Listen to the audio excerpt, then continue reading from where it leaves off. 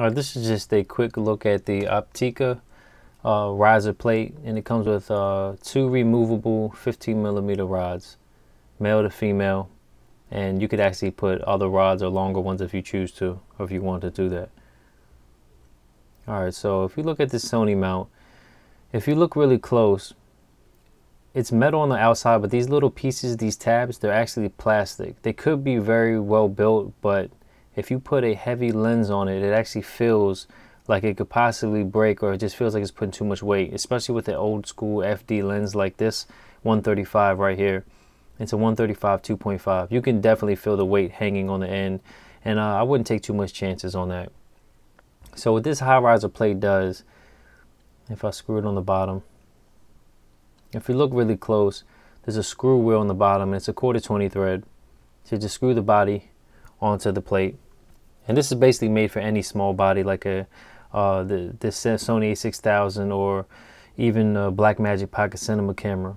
And if you look on the bottom here for the tripod, excuse me, it's 1/4 and I think a 3/8. Now if you look at this, you can easily, for this riser plate with the rods, you can actually, add focus or a matte box, but I got it for a particular reason, and it's the same reason I bought this Varavon cage. And this bottom piece is a Varavon cage from my BlackMagic pocket cinema camera. And this little extension piece right here on the bottom, I bought separately. And that's why it doesn't even match the color scheme. But it was one of the cheaper ones, and I just bought it just for the purpose of using it.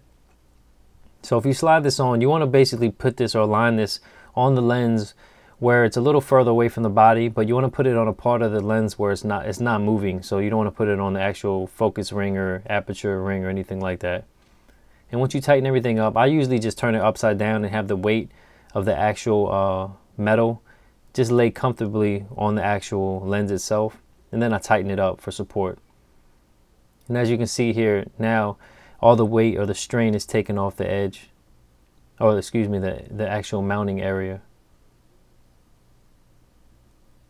And with an extender like this, with this lens, it's very heavy, because these older lenses like this, especially this older version right here with that particular mount, it's pretty much all metal.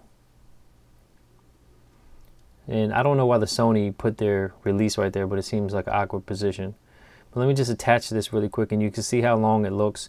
And like I said, it is very heavy, especially with the extender on it and the adapter, and on a small body as the Sony A6000. It's manageable and doable if you hold it, but it definitely feels like it's put strain onto the actual lens mount area. And if you just slide this out a little more, a little further, and just tighten it up like I did before, and you can pretty much just turn it upside down again and tighten it just the same. So it pretty much doesn't matter what length the lens is. If for some reason you have a longer lens, you could just unscrew the actual 15mm rods and put longer ones and do the same concept. And now it just pretty much balances out and takes a lot of the strain away. And if you look at the bottom plate here, where you attach it to a tripod,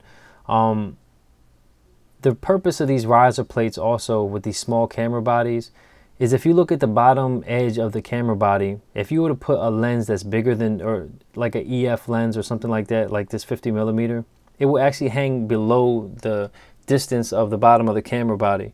And the problem with that is, if you have it on a regular tripod plate, the lens will actually hit the tripod plate, and you won't be able to actually screw the camera down on the tripod. So these smaller cameras need a little distance from the bottom edge, and that's pretty much what that does.